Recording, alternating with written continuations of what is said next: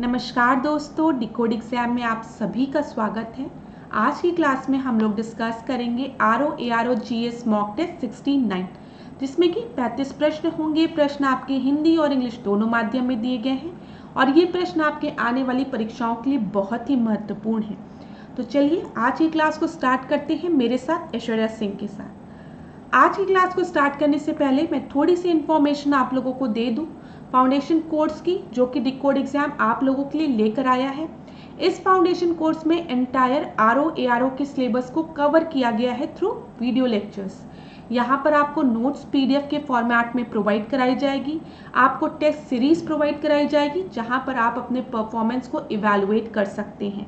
अगर इस कोर्स से रिलेटेड आपको कोई भी इंपॉर्टेंट इन्फॉर्मेशन चाहिए क्लास, तो आप इस नंबर पर व्हाट्सएप करिए, यहाँ पर आपको सारी डिटेल प्रोवाइड करा दी जाएगी। डिकोड एग्जाम आप लोगों के लिए समान हिंदी की पुस्तक भी लेकर आया है, जो कि आप घर बैठे ऑर्डर कर सकते हैं फ्लिपकार्ट या फिर अमेजोन से। अगर इस बुक से रिलेटेड आपको कोई इंपॉर्टेंट इन्फॉर्मेशन चाहिए तो आप इस नंबर पर व्हाट्सएप करिए। ये बुक आपके नियरेस्ट बुक स्टोर्स पे भी अवेलेबल है, आप इसको ऑफलाइन भी खरीद सकते हैं वहां पर जाकर। ये बहुत ही इंपॉर्टेंट बुक है परीक्षा की दृष्टि से, तो एक बार इसका अध्ययन जरूर करिएगा क्लास। चलिए अब आज की क्लास का हम पहला प्रश्न देखते हैं। प्रश्न हिंदी और इंग्लिश दोनों माध्यम में दिया गया है। आप जिस मीडियम के बच्चे हैं आप उस मीडियम में उस प्रश्न को पढ़िए। भारत में गरीबी से संबंधित निम्नलिखित समितियों में कौन कौन से युग्म सुमेलित हैं?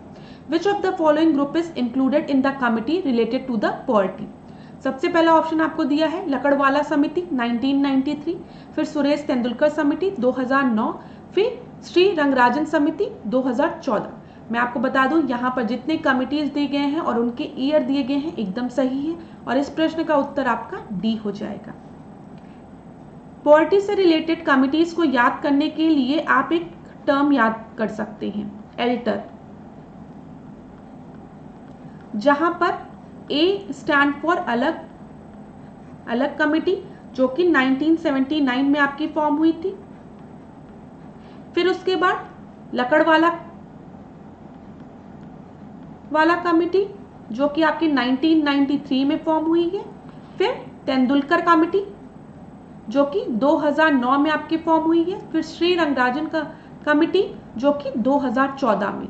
तो पेपर में अगर आपसे प्रश्न पूछे कि गरीबी से रिलेटेड समितियां दी गई हों, आपको पॉवर्टी से रिलेटेड कमिटीज दी गई हों, और आपको बोले इनको क्रोनोलॉजिकल ऑर्डर में अरेंज करो, क्रोनोलॉजिकल ऑर्डर में इसको अरेंज करने को बोले, तो अगर आपको ये शब्द याद है एल्टर, तो आप आराम से इसको क्रोनोलॉजिकल ऑर्डर में अरेंज कर सकते हैं।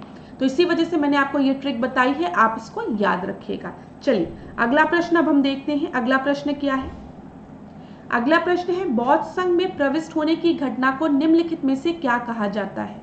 The event of entering the Buddhist संघ इज कॉल्ड, उसको क्या कहते हैं? कल्याण मित्र, उपसंपदा, प्रवज्जा या फिर दीक्षा? तो यहाँ पर जो आपका सही उत्तर है वो क्या है? उपसंपदा। इसको क्या कहा जाता है? उपसंपदा कहा जाता है। ठीक है। अगर हम प्रवज्जा की बात करें, प्रवज्जा मतलब क्या होता है? देखिए यह एक प्रकार का संस्कार होता है। ठीक है। जब किसी बालक की शिक्षा प्रारंभ होती थी उस अवसर पर प्रवज्जा आयोजित किया जाता था। जैसे जब भी किसी बालक की शिक्षा प्रारंभ होती थी तो एक इवेंट होता था, ये संस्कार होता था जो कि प्रवज्जा होता था। ठीक है, उसको प्रवज्जा कहा जाता था। दीक्षा की अगर हम बात करें तो यहाँ पे जब भी कोई बुद्धिस्ट व्यक्ति जो भिक्षुक बनता था तब उसे दीक्षा प्रदान की जाती थी, वो दीक्षा लेता था। ये चीज क्लियर हो गई होगी। तो इस प्रश्न का सही उत्तर आपका बी है।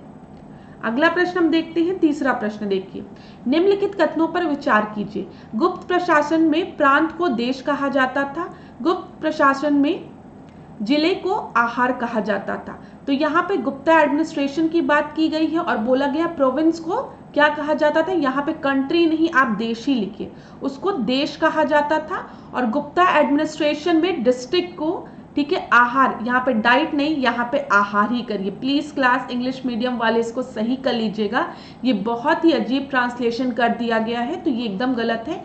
यहाँ पर आप कंट्री को देश ही लिखिए और डाइट को डाइट नहीं लिखना है, उसने आहार को डाइट कर दिया, यहाँ पे आहार ही लिखना है। ठीक है, ये चीज दिमाग में रखिएगा। चलिए तो हम यहाँ पर सही उत्तर देखते हैं। सही उत्तर आपका ए है। ठीक है। In the Gupta administration the province war called देश, ठीक है। गुप्त प्रशासन में प्रांत को देश कहा जाता था, ये आपका बिल्कुल सही है। देखिए जब हम गुप्त प्रशासन की बात करें, गुप्त काल की बात करें, तो यहाँ पे प्रांतीय प्रशासन को देश, अवनी या भुक्ति कहा जाता था। ये तीनों शब्द आप याद रखेंगे, देश, अवनी या फिर भुक्ति कहा जाता था। और अगर पेपर में आपसे प्रश्न पूछे कि भुक्ति का सबसे प्रथम प्रयोग कहाँ मिलता है, इसका एविडेंस कहाँ मिलता है, तो आप याद रखेंगे प्रयाग प्रशस्ति में। इस तरीके का भी प्रश्न पेपर में बन सकता है, ठीक है। अब देखिए जब भी हम प्रांत की बात करते हैं गुप्ता काल में, गुप्ता एडमिनिस्ट्रेशन की हम बात कर रहे हैं, जब भी हम प्रांत की बात करते हैं तो ये दो तरीके के होते थे। एक सीमांत प्रांत होता था और दूसरा आपका होता था आंतरिक प्रांत। आप समझिए, सीमांत प्रांत मतलब जो सीमा पर जो प्रांत होते थे, जो प्रोविंस होते थे, उनको हम क्या कहते थे, उनको हम सीमांत प्रांत कहते थे, ठीक है। और सीमांत प्रांत का जो प्रमुख होता था उसके लिए एक टर्म यूज किया जाता था, गोफ्ता। क्या किया जाता था टर्म यूज, गोफ्ता उसको कहा जाता था। जो सीमांत प्रांत का जो प्रमुख होता था उसको गोफ्ता कहा जाता था। दूसरा जो आंतरिक प्रांत होते थे, जो इंटीरियर प्रोविंस होते थे, यहाँ पे आंतरिक प्रांत ही लिखेंगे हम उसको, तो वहां पर जो प्रमुख होता था उनको क्या कहते थे, उपरिक कहते थे, ठीक है। उपरिक महाराज कहते थे, महाराजा कहते थे, उपरिक। ये याद रखिएगा, पेपर में प्रश्न पूछा जा सकता है, इसलिए मैंने आपको बता दिया, ठीक है। अब क्लास यहाँ पर अगर आप देखिए, जो दूसरा था, गुप्त प्रशासन में जिले को आहार कहा जाता था, तो आप याद रखेंगे कि गुप्त प्रशासन में जिले को आहार नहीं कहा जाता था, मौर्य काल में जिला प्रशासन को आहार कहा जाता था। यहाँ पर मौर्यन पीरियड होना चाहिए, ना कि गुप्ता पीरियड होना चाहिए। अगर हम गुप्ता पीरियड की बात करेंगे तो गुप्ता पीरियड में जिला प्रशासन को विषय कहा जाता था। यहाँ पर लिखा है एक्सप्लेनेशन में, जिला प्रशासन को विषय कहा जाता था गुप्ता पीरियड में, और इसका जो प्रमुख होता था वो विषयपति होता था। अब क्लास यहाँ पर जितने भी पॉइंट्स मैंने बताए हैं सब बहुत इंपॉर्टेंट है। सबसे पहले आप याद रखेंगे, जब भी हम प्रांतीय प्रशासन की बात करेंगे, प्रोविंस एडमिनिस्ट्रेशन की बात करेंगे, तो इसको हम देश, अवनी या फिर भुक्ति कहते थे। और भुक्ति का सबसे पहला एविडेंस प्रयाग प्रशस्ति से मिलता है। प्रांत दो तरीके के होते थे, एक आपके सीमांत प्रांत होते थे और दूसरा आपका आंतरिक प्रांत होते थे। सीमांत प्रांत का जो प्रमुख होता था उसको हम गोफ्ता कहते थे, ठीक है। और जो आपका आंतरिक प्रांत का जो प्रमुख होता था उसको हम क्या कहते थे, उपरिक कहते थे, ठीक है। जिला प्रशासन को गुप्त काल में क्या कहा जाता था, विषय कहा जाता था, याद रखिएगा। और यहाँ का जो प्रमुख होता था उसको हम विषयपति कहते थे। मौर्य काल में जिला प्रशासन को आहार कहा जाता था। मैंने 2 बार आपको इसलिए एक्सप्लेन कर दिया ताकि आपके दिमाग में चीजें बैठ जाए। चलिए चौथे प्रश्न को हम देखते हैं। यहाँ पर सूची 1 दी गई है, सूची 2 दी गई है और दोनों को सुमेलित करना है। पुस्तकों के नाम दिए गए हैं, तो एक बार इसको ध्यान से देखते हुए चलिए। जब हम बात करेंगे सबसे पहला कालिया दमन की, ठीक है। कालिया दमन की अगर हम बात करें तो कालिया दमन किसके द्वारा लिखा गया है, अब्दुल फजल द्वारा। तो एक आपका क्या हो जाएगा, अब्दुल फजल 2, ठीक है। जब हम बात करेंगे बी की, तो रामायण किसके द्वारा, सॉरी यहाँ पे लिखा नहीं गया है, ध्यान से सुनिएगा, यहाँ पे ट्रांसलेट किया गया है, ठीक है। कालिया दमन किसके द्वारा ट्रांसलेट किया गया है, अब्दुल फजल द्वारा ट्रांसलेट किया गया है। जब हम रामायण की बात करेंगे तो रामायण किसके द्वारा ट्रांसलेट किया गया है, अब्दुल कादिर द्वारा। ये हमने आपको बताया भी है इसके पहले वाले टेस्ट में, ठीक है। जब हम सी की बात करेंगे हितोपदेश की, तो इसको किसने ट्रांसलेट किया है, ताजुल माली ने, ठीक है, ताजुल माली ने। तो सी का 4th हो गया। और डी आपका भागवत पुराण की बात करेंगे तो भागवत पुराण को किसने ट्रांसलेट किया है, तो तोडरमल ने। तो यहाँ पे 2143 किस में दिया गया है, सी में दिया गया है। चलिए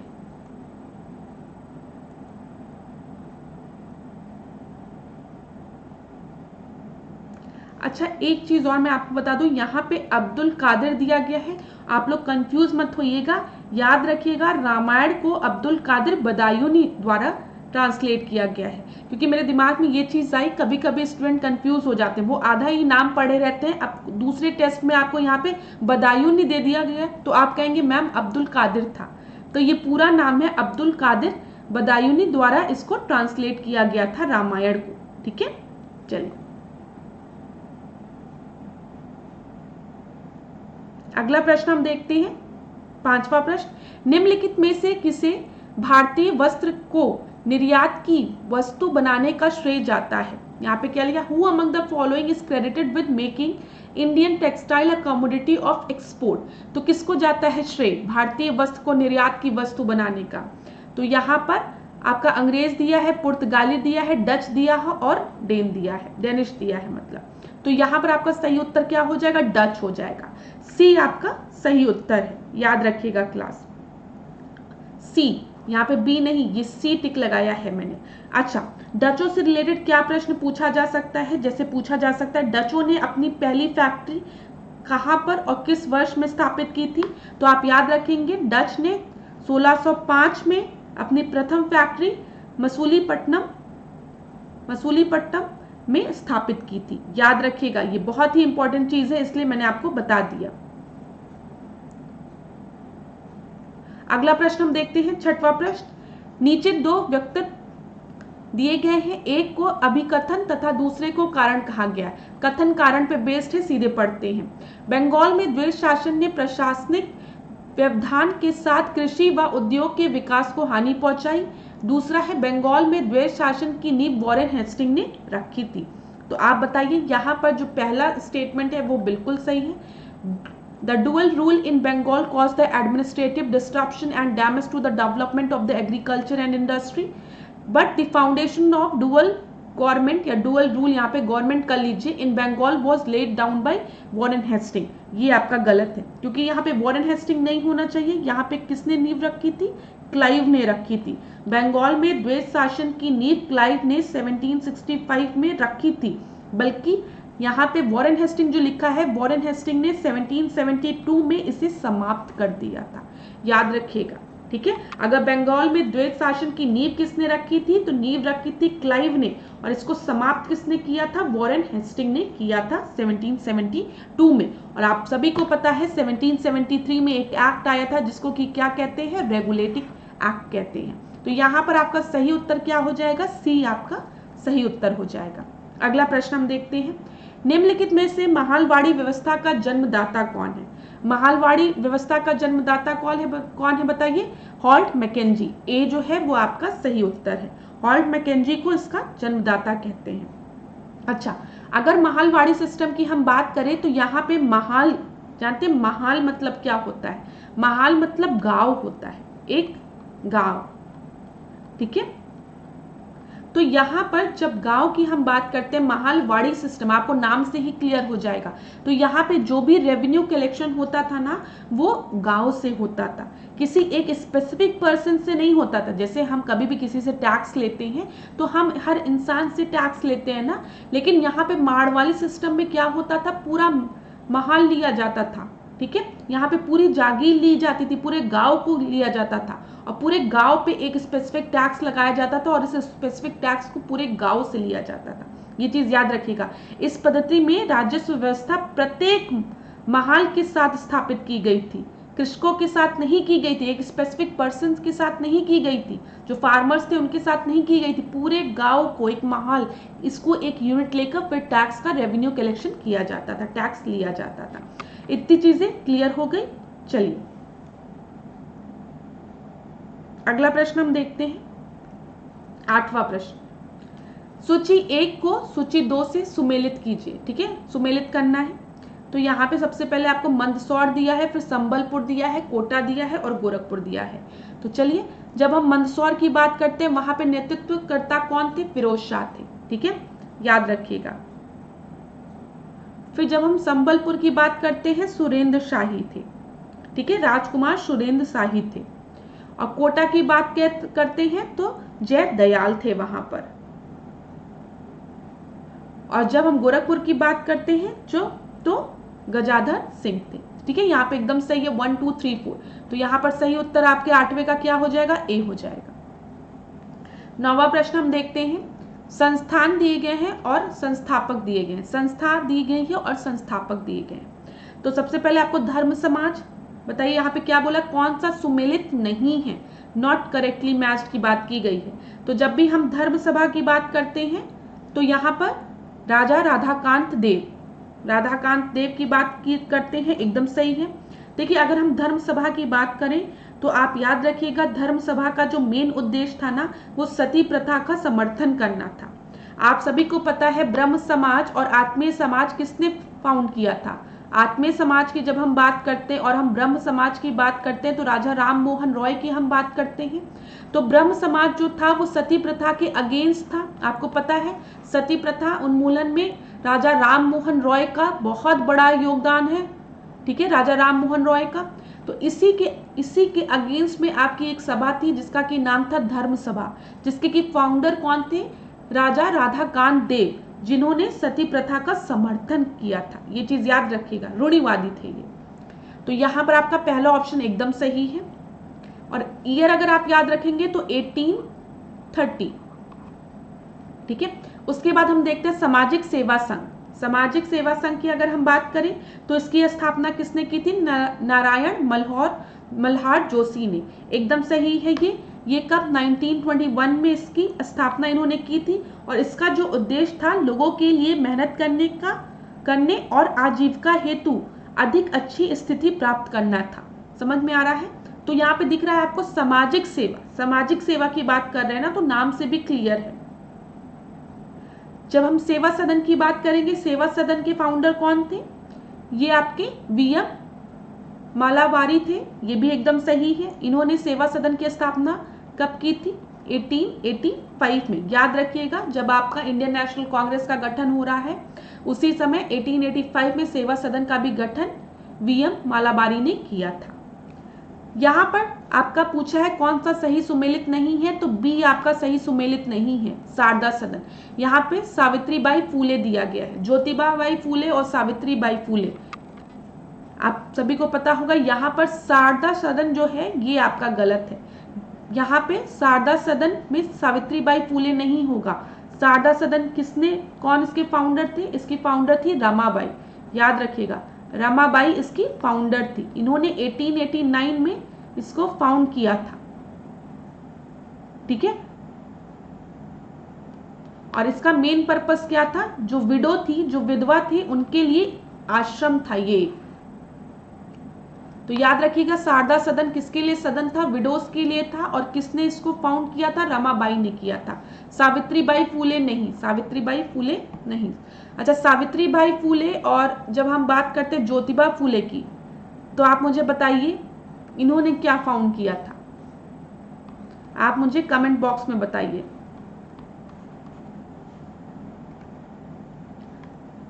दसवां प्रश्न हम देखते हैं ब्लू चिप। ब्लू चिप से रिलेटेड प्रश्न पढ़िए। ब्लू चिप कंपनियों के संदर्भ में निम्नलिखित कथनों में से कौन से कथन सत्य हैं? ये अपने क्षेत्र की शीर्ष 3 कंपनियों में शामिल होती हैं। इस प्रकार की कंपनियों में निवेश करना अधिक सुरक्षित रहता है। तो मैं आपको बता दूं यहाँ पे दोनों ही स्टेटमेंट आपके सही हैं।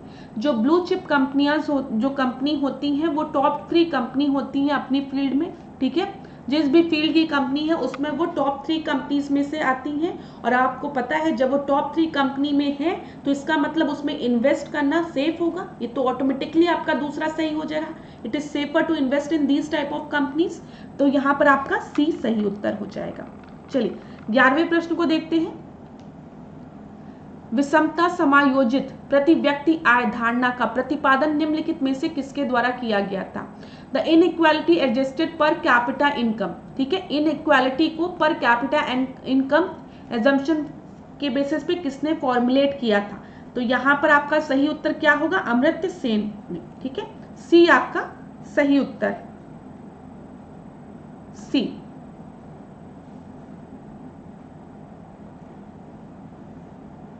अब देखिए यहाँ पर ये एक फॉर्मूला दिया गया है लेकिन इतना आपके पेपर में नहीं पूछेगा। जहां पे W जो है वो वेलफेयर है, कल्याण है, ठीक है, ये याद रखिएगा। चलिए इतना नहीं पूछेगा आपसे, इसको छोड़ दीजिए। यहाँ पे इसको I कर लीजिए। ये प्रति व्यक्ति आय है, इनकम है, ठीक है, ये इनकम है प्रति व्यक्ति। W जो है वो वेलफेयर की बात की गई है। G की बात करें तो विषमता की आय स्पष्ट है, ठीक है, ये विषमता है, ये विषमता है मतलब इनइक्वालिटी है। अब यहाँ पर देखिए क्लास पेपर में किस तरीके का प्रश्न पूछा था, तो मुझे याद आया इसलिए मैंने डायरेक्टली आपके लिए इसका स्क्रीनशॉट ले लिया ताकि एक बार मैं डिस्कस कर लूँ, आप लोगों के दिमाग में रहे। एक बार पेपर में प्रश्न पूछा था जो गिनी कोफिशिएंट है, बस डायरेक्ट प्रश्न था, इसमें कुछ एक्सप्लेन नहीं करना था आपको। बोला था कि गिनी कोफिशिएंट जो है वो किस चीज से रिलेटेड है और डिफरेंट डिफरेंट चीजें दी गई थी। तो मैं आपको बता दूं, जब भी गिनी कोफिशिएंट की बात करेंगे तो it is used to measure the income inequality. याद रखिएगा, जो इनकम में विषमता है, जो इनकम में इनइक्वालिटी है, उसको मेजर करने के लिए यूज होता है गिनी कोफिशिएंट। डायरेक्ट प्रश्न था। इसी तरीके से लॉरेंस कर्व से भी रिलेटेड एक प्रश्न था कि लॉरेंस कर्व जो है वो किस चीज से रिलेटेड है, तो ये भी आपके इनकम इनइक्वालिटी से, वेल्थ इनइक्वालिटी से रिलेटेड है। ठीक है, ये ग्राफिकल रिप्रेजेंटेशन है, जो कर्व है, तो यहाँ पे graphical representation of income inequality और वेल्थ इनइक्वालिटी। तो दोनों याद रखिएगा, लॉरेंस कर्व भी और गिनी कोफिशिएंट भी। अगला प्रश्न हम देखते हैं, 12वां प्रश्न। निम्नलिखित में से प्रकाश के किस घटना के कारण यदि कोई व्यक्ति पानी भरी बाल्टी में पड़े एक सिक्के को देखता है तो वो उसे सिक्का अपनी वास्तविक स्थल से अपेक्षाकृत निकट लगेगा। यहाँ पर क्या बोला गया है कि कोई बकेट है, उसमें पानी भरा हुआ है और उस पानी में अगर आप कॉइन को देखेंगे ऊपर से तो ये कॉइन आपको ऊपर की तरफ दिखेगा, ना कि जहां पर ये ओरिजिनल प्लेस पर है वो ना दिखकर थोड़ा ऊपर की तरफ दिखेगा। तो ये किसकी वजह से होता है? प्रकाश का अपवर्तन, परावर्तन या विक्षेपण या फिर विवर्तन। तो यहाँ पर ये रिफ्रैक्शन की वजह से होता है, प्रकाश का अपवर्तन। तो ए जो है वो आपका सही उत्तर है। ये देख लीजिए, जैसे यहाँ पर कॉइन पड़ा हुआ है तो कॉइन आपको कहाँ पे दिख रहा है, ये देखिए। ठीक है, पानी में भरी बाल्टी में एक सिक्का प्रकाश के अपवर्तन के कारण उठा हुआ दिखाई देता है। ये चीज याद रखिएगा, किसकी वजह से? रिफ्रैक्शन की वजह से। अगला प्रश्न हम देखते हैं, 13 प्रश्न को देखिए। यहाँ पे सूची 1 और सूची 2 को सुमेलित करना है। कण दिए गए हैं और फाइंडर दिया गया। किसने इसकी खोज की है? तो प्रोटॉन, इलेक्ट्रॉन, न्यूट्रॉन और पॉजिट्रॉन की बात की गई है। तो यहाँ पर हम देख लेते हैं, जब भी हम प्रोटॉन की बात करते हैं तो प्रोटॉन की खोज किसने की है? रदरफोर्ड ने की है। ठीक है, जब हम इलेक्ट्रॉन की बात करते हैं तो इसकी खोज किसने की है? थॉमसन ने की है। ठीक है, जब हम न्यूट्रॉन की बात करते हैं तो चैडविक ने की है, और पॉजिट्रॉन की जब हम बात करते हैं तो इसकी खोज किसने की है? इसकी खोज की है एंडरसन ने। तो 3 हो गया, 2413 किस में दिया गया है? सी में दिया गया है, और आपका 13 का सी सही उत्तर है। 14 प्रश्न को अब हम देखते हैं। निम्नलिखित में से कौन सा पौधा क्रूसीफेरी कुल का नहीं है? तो क्रूसीफेरस फैमिली से कौन सा पौधा नहीं बिलोंग करता है, ये आपको से पूछा गया। मूली, सलजम, सरसों या फिर प्याज, रेडिश, टर्निप, मस्टर्ड सीड या फिर अनियन। तो यहाँ पर आपका सही उत्तर क्या हो जाएगा? डी हो जाएगा। मेनली इस तरीके के प्रश्न आरओ एआरओ में पूछते हैं, पीसीएस में नहीं पूछे जाते इस तरीके के प्रश्न। ठीक है, तो आप याद रखेंगे, इसका सही उत्तर क्या होगा? आपका डी होगा। ठीक है, क्रूसीफेरी की अगर हम बात करें तो इसमें आपको पता है मूली, सलजम, सरसों, ठीक है, बंद गोभी, ये सब आते हैं। प्याज और लहसुन की अगर हम बात करें तो ये लिलियेसी कुल के पौधे हैं। यहाँ पे मैं लिख भी देती हूँ ताकि अगर आप लोग कहीं नोट डाउन कर रहे हैं तो ये लिलियेसी कुल के पौधे हैं। चलिए 15 प्रश्न को अब हम देखते हैं। निम्न में से किस औषधीय पौधों का उपयोग रक्तचाप के उपचार के लिए किया जाता है? तो कौन से यहाँ पे कौन से प्लांट, मेडिसिनल प्लांट है जो कि ब्लड प्रेशर को ट्रीट करने के लिए यूज होता है? तो यहाँ पे स्परगंधा, बबूल, जामुन, तुलसी। तो ए आपका सही उत्तर है। ठीक है, जामुन की बात करें तो जामुन डायबिटीज के पेशेंट्स खाते हैं। ठीक है, कफ, उसमें तुलसी का प्रयोग होता है। तो यहाँ पर ए आपका सही उत्तर है। 16 प्रश्न को अब हम देखते हैं। अंतःस्रावी ग्रंथियों के संबंध में निम्नलिखित कथनों पर विचार करिए। तो एंडोक्राइन ग्लैंड की बात की गई है और बोला गया है एंडोक्राइन ग्लैंड से रिलेटेड कौन सा स्टेटमेंट आपका सत्य है, ट्रू है। ठीक है, चलिए देखते हैं यहाँ पर क्या आपका दिया गया है। इनसे स्रावित हार्मोन सीधे रक्त में मुक्त होते हैं, ये नलिका विहीन ग्रंथि होती है। तो यहाँ पर आपका सही उत्तर क्या हो जाएगा? यहाँ पर आपका जो सही उत्तर है वो आपका सी है। अब देखिए जो एंडोक्राइन ग्लैंड्स हैं वो हार्मोन्स को डायरेक्टली ब्लड में रिलीज करते हैं। अब जब ये शब्द आ गया it release hormone directly into the blood, तो अब आपको समझ में आ रहा है इसमें ये ट्यूबलेस ग्लैंड होता है, ठीक है। यहाँ पर ट्यूब्स नहीं होती है, वेन्स नहीं होती है इसको हार्मोन्स को क्या सिक्रीट करने के लिए। तो यहाँ पर दोनों ही स्टेटमेंट एक दूसरे को सपोर्ट भी कर रहे हैं। अगर आपको पता है कि एंडोक्राइन ग्लैंड्स जो है वो डायरेक्टली हार्मोन्स को ब्लड में सिक्रीट कर रही हैं, तो आपको समझ में आ जाएगा ये ट्यूबलेस ग्लैंड होगी, क्योंकि यहाँ पर नलिकाओं की जरूरत नहीं होगी, ये नलिका विहीन ग्रंथि होगी। तो 16 का सी आपका सही उत्तर है। अच्छा, अगर हम एंडोक्राइन ग्लैंड्स की बात करें तो इसमें आपकी पीयूष ग्रंथि आ जाएगी, थायराइड आ जाएगा, अधिवृक्क आ जाएगा। 17 प्रश्न को देखिए, श्वसन क्रिया में इलेक्ट्रॉन अभिगमन तंत्र कहाँ स्थित होता है, ठीक है। Electron transport system respiration system में कहाँ पे आपके प्लेस होता है, तो ये आपके माइटोकॉन्ड्रिया में, याद रखिएगा। किसमें, ए आपका सही उत्तर है।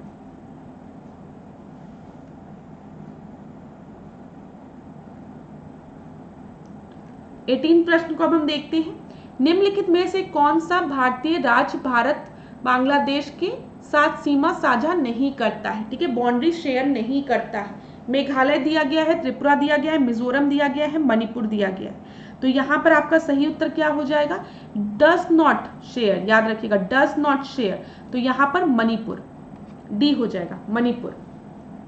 कौन कौन शेयर करता है, तो यहाँ पे याद रखिएगा मेघालय शेयर करता है, ठीक है।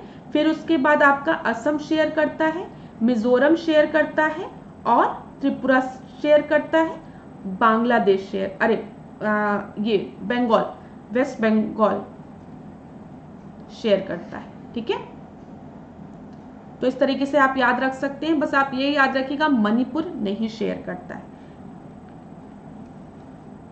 यहाँ पे मामी टीवी ऐसे याद रख सकते हैं, मामी टीवी देख रही हैं आपकी, मामी टीवी देख रही हैं, ठीक है, मामी टीवी देख रही हैं। बस ये याद रखिएगा यहाँ पे जो मामी है ना, तो ये मेघालय है, ये मणिपुर है, ये मिजोरम है, ठीक है, ये त्रिपुरा हो गया और यहाँ पर आपका बंगाल हो गया, ठीक है, पश्चिम बंगाल हो गया। तो मामी टीवी करके आप याद रख सकते हैं। 19 प्रश्न को देखिए, निम्नलिखित में से कौन सा युग्म सही सुमेलित नहीं है, नॉट करेक्टली मैच्ड आपसे पूछा है। रिवर है और ओरिजिन दिया गया है, तो यहाँ पर आपकी तापी रिवर दी गई है, तो वो मुल्ताई दी गई है, ठीक है। फिर उसके साबरमती, जय समुद्र झील, लूनी नदी, शिमला, माही नदी, मेहर झील। अरे लूनी नदी शिमला कहाँ से आ गया, ये तो बड़ा अजीब सा, ये तो तुरंत आप एलिमिनेट कर लोगे ना, लूनी नदी। बताओ शिमला, ये गलत है आपका, ये तो देख के ही सॉल्व हो जाएगा। 19th का सी हो जाएगा। लूनी नदी की अगर हम बात करें तो ये तो राजस्थान से आपकी अरावली श्रेणियों से निकलती, तो शिमला कहाँ पहुंच गई। और आप सभी को पता है अरावली श्रेणियों से निकलकर ये आपके कहाँ पर विलुप्त हो जाती हैं, कच्छ के रण में जाकर ये विलुप्त हो जाती हैं। लूनी रिवर के बारे में तो सबको ये चीज पता होगी ना, तो शिमला कहाँ से आ गया, तो ये तो बड़ा अजीब सा ऑप्शन चूज किया था, ठीक है, मतलब सेलेक्ट किया था। तो 19th का सी, जिसने भी 19th का सी आपका सही उत्तर हो जाएगा। तो ये याद रखिएगा, जब भी हम लूनी नदी की बात करेंगे तो लूनी नदी राजस्थान में अजमेर के दक्षिण पश्चिम में अरावली श्रेणी के नाग पर्वत से निकलकर ये कच्छ के रण के दलदल में विलुप्त हो जाती है, याद रखिएगा क्लास, बहुत इंपॉर्टेंट चीज है।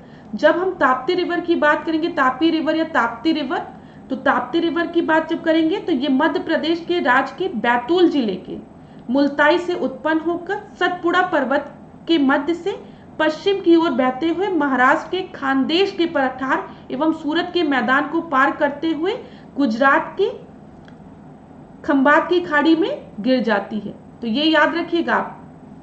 तो ये आपकी ओरिजिनेट कहाँ से होती है, इसका ओरिजिन कहाँ से होता है, मुल्ताई से होता है, ठीक है। और फिर ये जाकर आपके किस में जाकर गिरती है, अरब सागर में जाकर गिरती है, गुजरात में जो स्थित है खंबात की खाड़ी। अब गुजरात आप लोगों को पता है, मेरा मैप भाई इतना अच्छा नहीं है, तो इधर की तरफ आपका गुजरात है, तो इधर खंबात, गल्फ ऑफ खंबात, ये सब आपको पता है, यहाँ पर जाकर ये गिर जाती है। साबरमती की अगर हम बात करें तो साबरमती यहां पर आपको दिया गया है जय समुद्र झील। तो जय समुद्र झील से आपको पता है ये होते हुए ये कहां पर जाकर आपकी गिरती है, ये भी अरब सागर में जाकर मिलती और कहां से, खंबात की खाड़ी में इसका विलय हो जाता है वहां पर जाकर।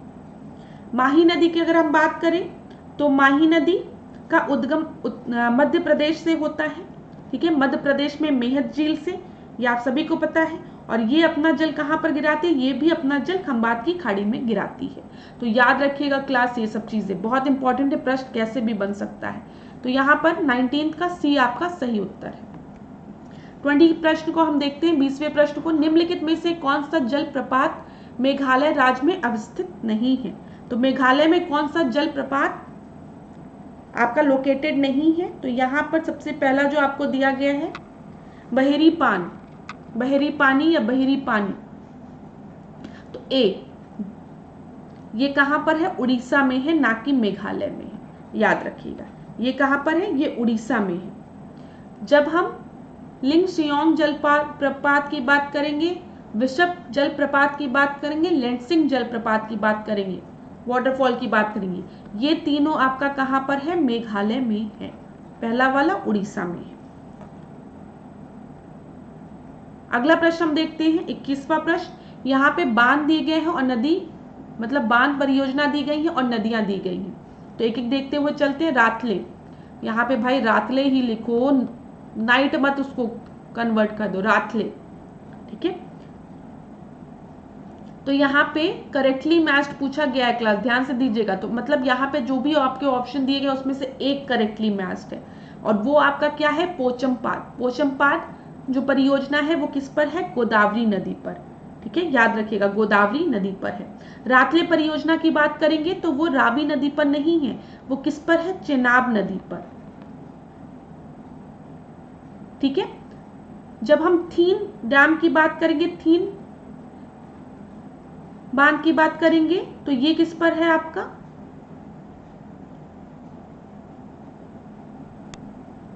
रावी नदी पर। यहाँ पे चेंज कर दिया है, ठीक है। और जब हम बात करेंगे हिडकल, तो ये आपके किस नदी पर है, माल प्रभा पर नहीं, घाट प्रभा पे। तो इतनी चीजें क्लियर हो गई। रातले जो है वो चिनाब पर है, ठीक है। हिडकल जो है वो घाट प्रभा पर है, थीन रावी पर और फिर पोचमपाद गोदावरी पर। याद रखिएगा सभी बहुत इंपॉर्टेंट है, पेपर में प्रश्न बनता है। 22वें प्रश्न को अब हम देखते हैं। लद्दाख श्रेणी काराकोरम श्रेणी के उत्तर में स्थित है, नंगा पर्वत काराकोरम श्रेणी में स्थित है। तो क्लास यहाँ पर अगर आप देखेंगे तो आपसे पूछा है कौन सा ट्रू स्टेटमेंट है, दोनों ही आपके फॉल्स स्टेटमेंट है, नीदर वन नॉर टू। अब देख लेते हैं यहाँ पर क्या लिखा है, लद्दाख जो है वो नॉर्थ ऑफ काराकोरम। आप सभी को पता है सबसे ऊपर काराकोरम है, फिर लद्दाख है, फिर जास्कर है, फिर पीर पंजाल है। इसको मैप में देखते हैं, ज्यादा क्लियर होगा। सबसे पहले आपको दिख रहा है काराकोरम, फिर लद्दाख, फिर जास्कर, फिर पीर पंजाल दिख रहा है, फिर शिवालिक रेंज। बताइए इतना क्लियर हुआ ना क्लास।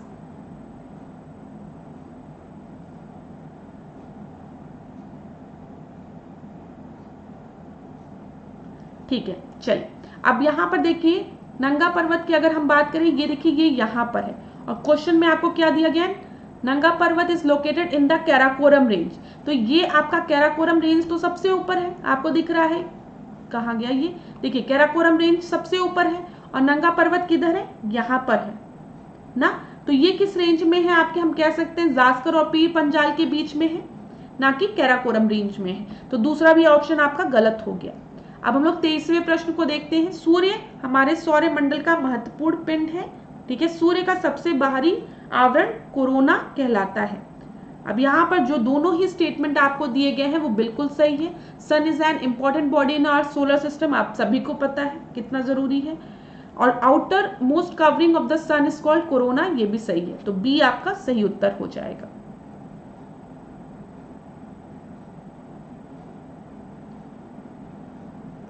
24वें प्रश्न को देखते हैं। 24वां प्रश्न क्या है, निम्नलिखित में से कौन सा अग्नि चट्टान का उदाहरण नहीं है। इग्नियस रॉक का बात की गई है। मैंने आपको बताया है जब भी वोल्केनिक इरप्शन होता है तो यहाँ पे जो भी गरम गरम लावा निकलता है, ठीक है, यहाँ से जो भी लावा निकलता है वो जैसे ही ठंडा होता है तो वो एक रॉक को फॉर्म करता है जिसको कि इग्नियस रॉक कहते हैं। वेदरिंग कंडीशंस होती हैं, बहुत सी कंडीशंस होती है जिसके बाद ये इग्नियस रॉक आपके सेडिमेंट्री रॉक में कन्वर्ट होता है। तो इसको प्राइमरी कहते हैं, इसको सेकेंडरी कहते हैं, और फिर यही जो आपकी जो सेडिमेंट्री रॉक है और समय के बाद जैसे वेदरिंग कंडीशन सब होगा तो ये आपके किस में कन्वर्ट हो जाती है, ये आपकी कन्वर्ट हो जाती है, बताइए, ये आपके मेटामॉर्फिक रॉक में कन्वर्ट हो जाती है जिसको कि हम टर्शरी कहते हैं। तो यहाँ पे इग्नियस रॉक की बात की गई है, तो इग्नियस रॉक का एग्जाम्पल आपका कौन सा नहीं है, डोलोमाइट, ठीक है। डोलोमाइट जो है वो किसका एग्जाम्पल है आपका, डोलोमाइट आपका सेडिमेंट्री रॉक का एग्जाम्पल है, डोलोमाइट अवसादी चट्टान का एग्जाम्पल है, ठीक है। तो यहाँ पर डी आपका हो जाएगा। पिच स्टोन, ग्रैबो, बेसाल्ट, ये सब आपके इग्नियस रॉक के एग्जाम्पल है।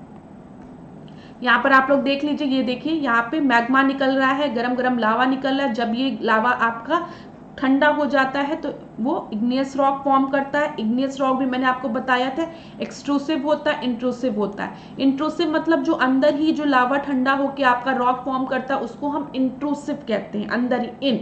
और जो बाहर इरप्शन के बाद निकलकर जो क्विकली ठंडा होता है रॉक में फॉर्म होता है उसको हम इग्नियस रॉक कहते हैं। ग्रेनाइट, बेसाल्ट, ऑब्सीडियन, ठीक है, ये सब आपका किसका एग्जाम्पल है, इग्नियस रॉक का।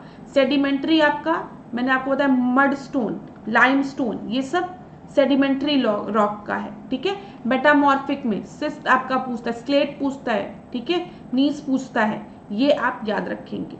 ये तीन जो भी इंपॉर्टेंट है वो मैंने आपको बता दिया है। चलिए 25वें प्रश्न को अब हम देखते हैं। यहाँ पर सूची 1 और सूची 2 दिए गए हैं और दोनों को सुमेलित करना है आपको। पठार दिए गए हैं और स्थान दिया गया है। तो जब हम बात करेंगे बाई का पठार, बाई का पठार तो ये कहाँ पर है बताइए, ये अंगोला में है। ए का फोर्थ एक ही जगह दिया गया और देख लेते हैं हम, ठीक है। लोएस की बात जब हम करेंगे तो ये कहाँ पर है, ये चाइना में है। तो बी का थर्ड, बोरगा की अगर हम बात करेंगे तो ये कहाँ पर है, ब्राजील में है। और कोराक की बात करेंगे तो थाईलैंड में है। डी आपका सही उत्तर है। क्लास इस तरीके के प्रश्न पेपर में पूछे जाते हैं तो इसका स्क्रीनशॉट आप जरूर ले लीजिए।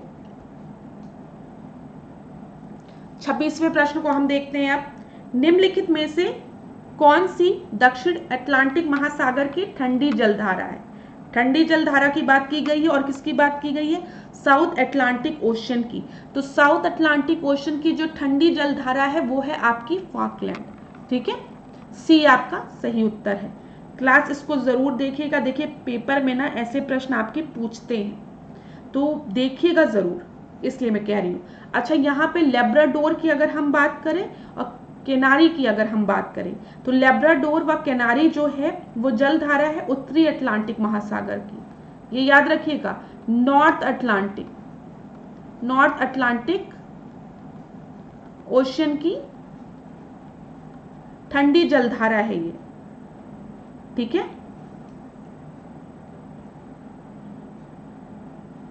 अगला प्रश्न हम देखते हैं। यहां पर देख लीजिए अगर आपको एक्सप्लेनेशन देखना है। दक्षिण अटलांटिक महासागर की फॉकलैंड व बेगुला ठंडी जलधारा है। आर्कटिक सागर का ठंडा जल दक्षिण अमेरिका के केपन हॉर्न से टकराकर 30 डिग्री, ये तो छोड़ दीजिए, बहुत ज्यादा एक्सप्लेनेशन है। जब हम फॉकलैंड की बात करते हैं ये भी एक ठंडी जलधारा है, ये तो अभी हमने डिस्कस कर ही लिया। लेब्राडोर केनारी जलधारा उत्तरी अटलांटिक महासागर की ठंडी जलधारा है, याद रखिएगा। चलिए 27 प्रश्न को अब हम देखते हैं। 27 प्रश्न क्या है, मॉन्ट्रेक्स रिकॉर्ड किस प्रकार के संरक्षण से संबंधित है। तो ये तो आप सभी को पता है, ये किस चीज से रिलेटेड है, वेटलैंड से रिलेटेड है, आर्द्र भूमि से रिलेटेड है। डी रामसर साइट और मॉन्ट्रेक्स रिकॉर्ड ये सब किस चीज से रिलेटेड है, वेटलैंड से। 28 प्रश्न को देखते हैं। यहाँ पर बाघ रिजर्व दिया है और राज दिया गया है और आपसे पूछा गया है कौन सा सही सुमेलित है, मतलब और बाकी 3 जो है वो आपके गलत सुमेलित हैं। तो यहाँ पर मेलघाट दिया गया है। अगर मेलघाट टाइगर रिजर्व की बात करें तो ये केरल में नहीं है, ये कहाँ है, महाराष्ट्र में है, ठीक है, महाराष्ट्र में। पकुई की अगर हम बात करें तो अभी रुकिए, थोड़ा रुकते हैं। बोर की अगर हम बात करें, जो बोर टाइगर रिजर्व है वो कहां पर है? ये भी आपका महाराष्ट्र में है, ठीक है। और वाल्मीकि की अगर हम बात करें तो वाल्मीकि हिमाचल प्रदेश में नहीं है, कहां पर है? बिहार में है। तो अब आपका बचा क्या? पाकुई। पाकुई की अगर हम बात करें, पक्के बाघ अभ्यारण्य की बात करें तो ये कहां पर है? ये अरुणाचल प्रदेश में। सही है, तो 28 का बी आपका सही उत्तर है। 29 देखते हैं।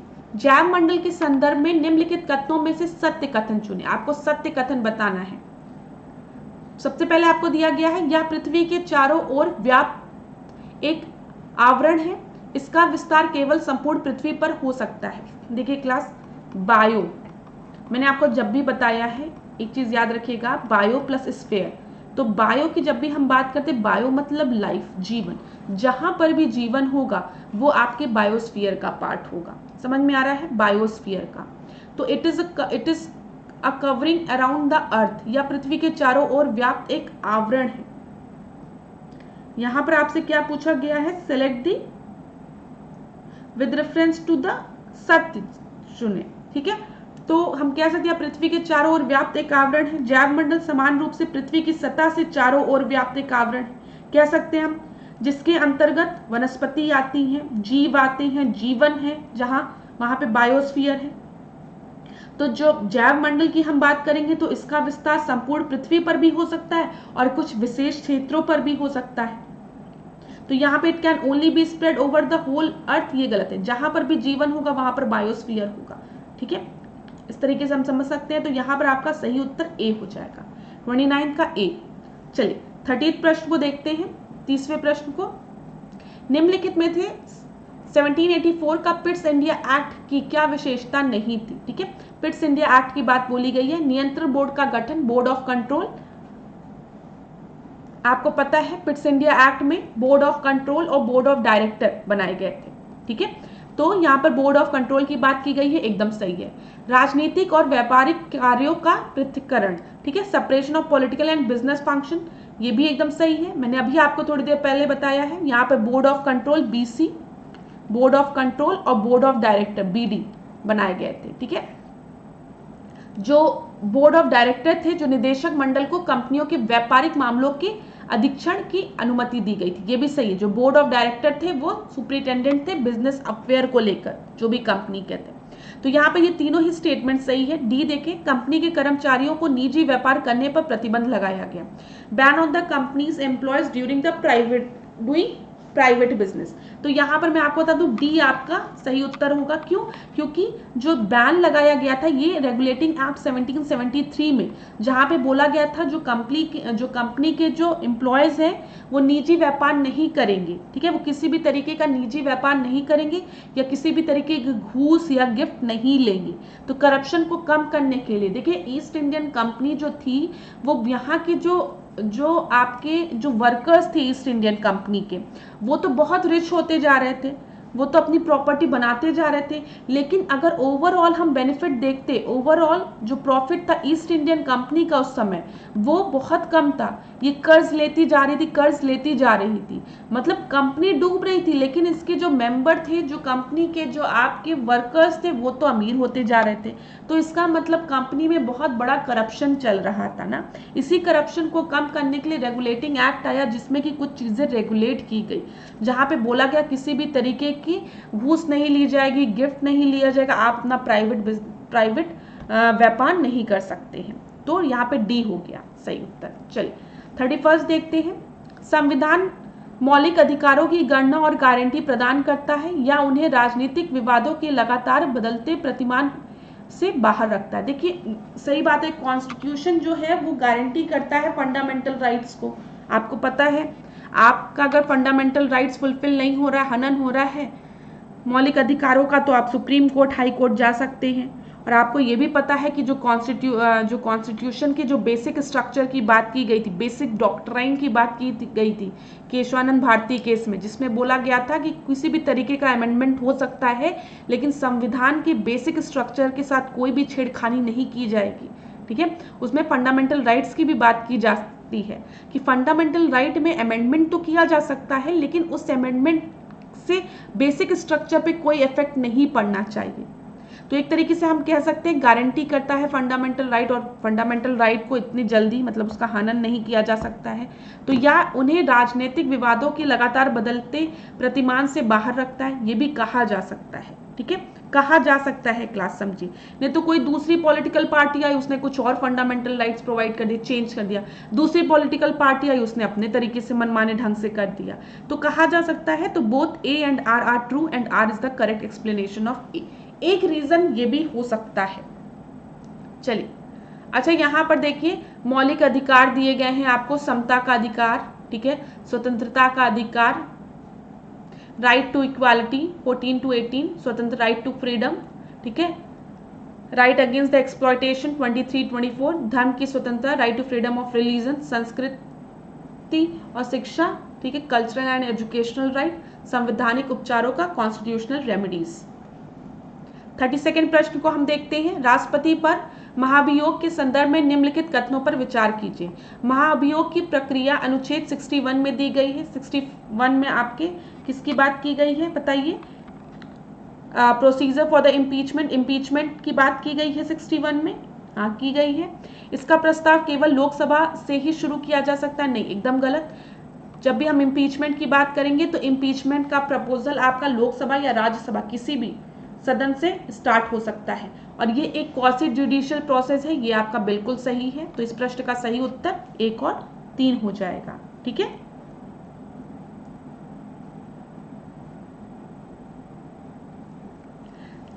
थर्ड प्रश्न को देखते हैं। यदि भारत के प्रधानमंत्री संसद के उच्च सदन से संबंधित हैं तो, ठीक है, अगर जो प्राइम मिनिस्टर है वो अपर हाउस से बिलोंग करते हैं, राज्यसभा से बिलोंग करते हैं, तो क्या होगा? वह अविश्वास प्रस्ताव में अपने गठबंधन के पक्ष में मतदान नहीं कर सकते हैं। ठीक है, यहाँ पर नहीं कर सकते हैं। ठीक है, जब नो कॉन्फिडेंस मोशन पास होगा, और आप सभी को पता है नो कॉन्फिडेंस मोशन किस हाउस में पास होता है बताइए?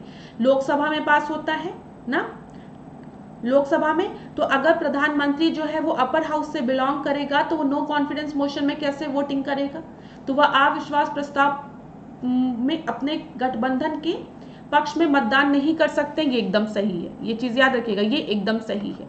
ही वह केवल उच्च सदन में बयान दे सकते नहीं, ठीक है, वो उच्च सदन और आपके लोकसभा दोनों में, राज्यसभा लोकसभा दोनों में, निचले सदन में बजट भाषण नहीं कर सकते हैं, ऐसा भी नहीं है, इनमें से कोई नहीं। तो यहाँ पर आपका ए हो जाएगा। मैंने आपको बता दिया नो कॉन्फिडेंस मोशन जो है अविश्वास प्रस्ताव पर खाली लोकसभा में पास होता है, और लोकसभा में जब वो पास होता है तो मतलब लोकसभा के मेंबर उसमें वोटिंग करते हैं, और अगर प्रधानमंत्री जो है वो उच्च सदन से राज्यसभा से बिलोंग करता होगा तो वो वोटिंग में नहीं पार्टिसिपेट कर पाएगा। चलिए 34 प्रश्न को अब हम देखते हैं। यहाँ पर भारतीय संविधान के निम्नलिखित में से किन अनुच्छेदों के कारण निर्वाचन आयोग एक अर्ध न्यायिक निकाय की भांति कार्य करता है?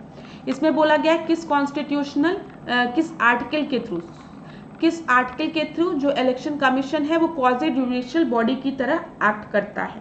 तो यहाँ पर आपको याद रखना पड़ेगा कौन कौन सा आर्टिकल है वो, आर्टिकल 103 एंड 192। ठीक है, यहाँ पे अगर प्रेसिडेंट चाहे तो वो एडवाइस ले सकता है। If any question arises as to whether a member of either house of the parliament has been subjected to any disqualification। देखिए, जब आपके संसद के मेंबर के डिस्क्वालिफिकेशन की बात होगी तो उस कंडीशन में क्या किया जा सकता है? उस कंडीशन में इलेक्शन कमीशन से सलाह मशवरा किया जा सकता है, प्रेसिडेंट चाहे तो जब वो सलाह मशवरा करता है मेंबर ऑफ पार्लियामेंट से रिलेटेड तो वो अनुच्छेद 103 में दिया गया है। ठीक है, और 192 की जब हम बात करेंगे तो यहाँ पे राज्यपाल, यहाँ पे देखिए सदस्यों की निहत्ता के प्रश्नों पर निर्णय और उसके निर्णय अंतिम होंगे। ऐसा किसी भी प्रश्न पर कोई निर्णय देने से पहले राज्यपाल चुनाव आयोग की राय प्राप्त करेगा और उसके अनुसार कार्य करेगा। तो यहाँ पर राज्यपाल लेता है। जब 192 की बात करते हैं, 192 में आपके स्टेट असेंबलीज आ गई। ठीक है, ये याद रखिएगा। और यहाँ पर जब 103 की बात करेंगे तो पार्लियामेंट की बात करेंगे। 35 प्रश्न को अब हम देखते हैं। यहाँ पे विश्वविद्यालय दिए गए हैं और स्थान दिए गए हैं। आज के क्लास का आखिरी प्रश्न, और आपसे पूछा गया कौन सा सही सुमेलित है। तो सबसे पहले आपको चंद्रशेखर आजाद कृषि एवं प्रौद्योगिकी विश्वविद्यालय की बात की गई है। ये कहाँ पर है? ये दिया गया है मेरठ में। ये आपका मेरठ में नहीं, ये आपका कानपुर में है, याद रखिएगा। सरदार वल्लभ भाई पटेल कृषि एवं प्रौद्योगिकी विश्वविद्यालय की बात की गई है, ये कानपुर दिया गया है। ये कानपुर नहीं, ये कहाँ है, ये मेरठ में है। बांदा कृषि एवं प्रौद्योगिकी विश्वविद्यालय की बात की गई है, भाई इसमें तो कुछ पता ही नहीं है, बांदा सामने दे दिया है तो ये तो आपका हमीरपुर में होगा ही नहीं, ठीक है। फिर आचार्य नरेंद्र देव कृषि विश्वविद्यालय की बात की गई है, ये अयोध्या में, तो यहाँ पर डी आपका सही हो जाएगा। तो क्लास आज के सेशन में हमने 35 प्रश्नों को डिस्कस किया, ठीक है। ये 35 प्रश्न आपके आने वाली परीक्षाओं के लिए बहुत ही इंपॉर्टेंट है, तो इसको एक जगह नोट डाउन करते हुए चलिए, जो भी इंपॉर्टेंट पॉइंट्स बताते हैं उसको एक जगह नोट डाउन करते हुए चलिए, ठीक है। लास्ट क्लास में गलती से मैंने सरोजनी नायडू को सीएम बोल दिया था, तो आप सभी को पता होगा, ये तो बहुत ही ब्लंडर मिस्टेक थी। सरोजनी नायडू और सुचित्रा कृपलानी, जब सुचित्रा कृपलानी की बात करते हैं तो वो चीफ मिनिस्टर थी यूपी की, फर्स्ट फीमेल चीफ मिनिस्टर, और सरोजनी नायडू आपकी गवर्नर थी, याद रखिएगा ये चीज़। चलिए, तो thank you so much class, आज के सेशन को हम यहीं पे एंड करेंगे। अगर आपको आज की क्लास अच्छी लगी हो तो वीडियो को लाइक करिएगा, शेयर ज़रूर करिएगा, और अगर कोई डाउट होता है किसी भी चीज़ में तो आप आराम से कमेंट बॉक्स में पूछ सकते हैं, मैं आपके कमेंट्स को पढ़ूंगी, और अगर कुछ गलती होगी तो उसको नेक्स्ट क्लास में कवर कर लिया जाएगा। लेकिन आप हर टेस्ट को ज़रूर देखिए, ठीक है, और जो भी इंपॉर्टेंट पॉइंट्स बताए जा रहे हैं उसको आप नोट डाउन भी ज़रूर करिए क्लास, क्योंकि आपको पता चलेगा जब आप नोट डाउन करते हुए चलेंगे कि कितने इंपॉर्टेंट टॉपिक्स हमने इन टेस्ट के माध्यम से कवर कर लिए हैं पेपर आने के पहले। तो धन्यवाद, इसी तरीके से मेरे साथ ऐश्वर्या सिंह के साथ डिकोड एग्जाम के साथ बने रहिए। आपका दिन मंगलमय हो, खूब पढ़िए, खूब आगे बढ़िए। धन्यवाद।